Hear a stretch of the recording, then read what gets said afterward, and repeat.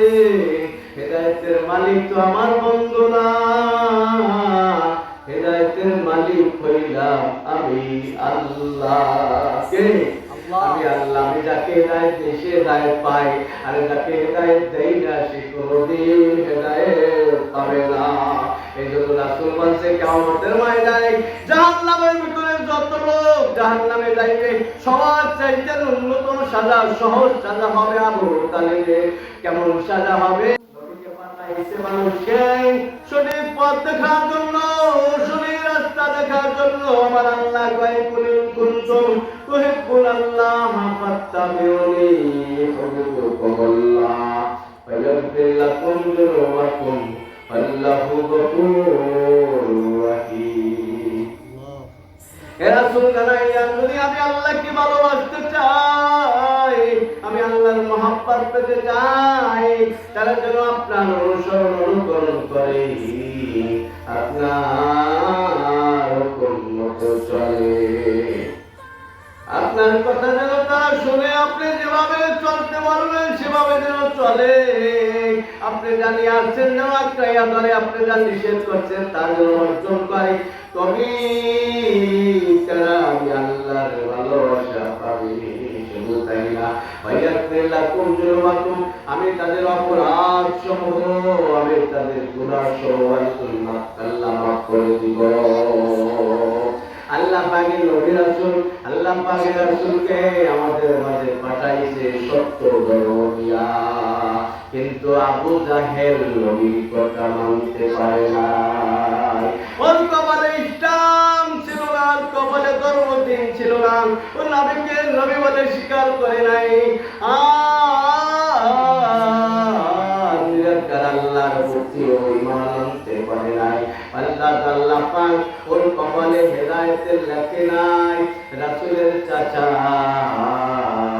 যার ইতিহাস, যার নাম ইতিহাস হাদিস ও তাফসীরে অনেক বর্ণিত আছে, যার কথা আবু তালেব ছিল রাসূলের চাচা। রাসূলের কথা, রাসূলের চাচার কথা ইতিহাস হাদিস ও তাফসীরে অনেক বর্ণিত আছে। সাহাবায়ে আজমান নবী করিম সাল্লাল্লাহু আলাইহি ওয়াসাল্লাম এবং সাহাবায়ে আজমাইনদের উপরে এই আবু তালেবের বহু অবদান রয়েছিল, ঠিক কিনা? আবু তালেবের বহু অবদান আছে, কিন্তু নবী করিম সাল্লাল্লাহু আলাইহি ওয়াসাল্লাম শত চেষ্টা করে চাচাকে কলেমা পড়াইতে পারে না, ঠিক কিনা? মৃত্যুর সময় যখন করে আসছে, রাসূল শুনতে পাইছে চাচা আবু তালেব মৃত্যুর সাথে পাঞ্জা লড়ছে। বাড়িতে বসে রয় নাই, রাসূল দৌড়াইয়া দৌড়াইয়া চাচার সামনে হাজির হয়ে গেছে।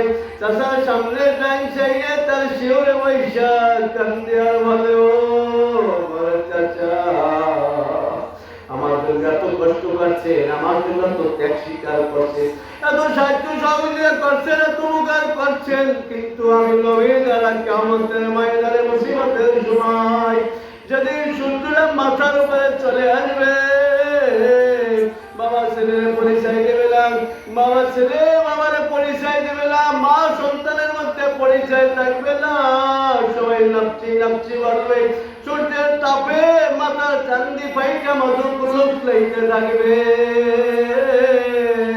ওই মুসিবতের সময় ও চাচা, আপনার জন্য আমি রাসূল কিছুই করতে পারবো না, তুমি সাহায্য করতে পারবো না, কোনো সুপারিশ করতে পারবো না, যদি আপনার জবান থেকে না পড়ে লা ইলাহা ইল্লাল্লাহু মুহাম্মাদুর রাসূলুল্লাহ।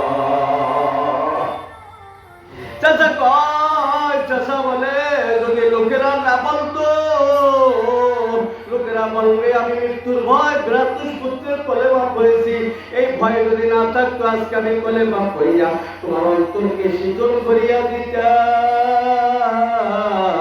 এই কথা শুনিয়া রাসূল রাজা হইয়া দুই চোখের পানি ছিড়িয়া কাঁদতে কাঁদতে রওনা হয়ে গেছে, রওনা হয়েছে। এরপর আল্লাহ কয়, জিবরাইল চলিয়া যাও। আল্লাহ কয়, মান তাহাতা আহবাবতা, মান তাহাতা। আল্লাহ বলে, আমার বন্ধু, হে জিবরাইল, তুমি বন্ধুকে বলো বেজার হওয়ার কারণ কি, গোসা হওয়ার কারণ কি? মান আহবাবতা, বেপরদার হওয়ার কারণ কি? গোসা হওয়ার কারণ কি? চোখের পানি কেন ছাড়তেছে? হেদায়েতের মালিক তো আমার বন্ধু না, হেদায়েতের মালিক হইলাম আমি আল্লাহ। কে? আমি আল্লাহ। আমি যাকে হেদায়েত দেই সে হেদায়েত পায়, আর যাকে হেদায়েত দেই না সে কোনদিন হেদায়েত পাবে না। এই জন্য রাসূল বলছে কিয়ামতের ময়দানে জাহান্নামের ভিতরে যত লোক জাহান্নামে যাইবে সবার চাইতে উন্নতম সাজা, সহজ সাজা হবে আবু তালেবের। কেমন সাজা হবে? শুধু দুইখানা জাহান্নামের দুইখানা আগুনের জুতা পায়ে পরাইয়া দেওয়া হবে। উহার তাপে উহার আজাবে মাথা চান্দি পাইটা মজুরগুলা টকবাক করিয়া পড়তে থাকবে। হে বাবা, হেদায়েতের মালিক হইল আমার আল্লাহ। দুনিয়ার কোন মানুষ হেদায়েতের মালিক ছিল না, নবী রাসূলের হাতেও হেদায়েত ছিল না। হেদায়েতের মালিক হইল আল্লাহ। 40 বছরে বিশ্ব নবীর নবুয়ত আছে, আর 13 বছর মক্কায় থাইকা আবু জাহেলকে দাওয়াত দিয়েছে, কত মুজিজা দেখাইছে। আবু জাহেলকে হাতের ভিতরে 5টা পাথরের টুকরা আইরা বিশ্ব নবীর বলে, হে মুহাম্মদ সাল্লাল্লাহু আলাইহি ওয়াসাল্লাম, মুহাম্মদ তুমি যদি বলতে পারো আমার হাতের ভিতরে কি আছে, তোমাকে সত্য নবী বইলা স্বীকার করবো এবং তোমার প্রতি ঈমান আনবো, তোমার আল্লাহর প্রতি ঈমান আনবো। আল্লাহ রাসূল বলে, আবু জাহেল তোমার হাতের ভিতরে যা আছে সেই জিনিস তোকে বইলা যায় যে আমি হাতের ভিতরে কি আছে, তাহলে তো ভালোই হয়। আল্লাহ রাসূল ইশারা দেওয়ার সাথে সাথে হাতের মধ্য থেকে কণ্ঠ বাইশা আইছে, বলে লা ইলাহা ইল্লাল্লাহু মুহাম্মাদুর রাসূলুল্লাহ। আমরা কয়েকটা পাথরের টুকরা মাত্র, কিন্তু সাথে সাথে মধ্যে দেখার পরও কিন্তু আবু জাহেল মুসলমান হইতে পারে নাই। এখন বর্তমানে কিছু আবু জাহেল মাত্রার লোক আছে কি নাই? ওদের সামনে যত বয়ান করা হয়, যত ওয়াজ করা হয়, এক কান দিয়া শোনে,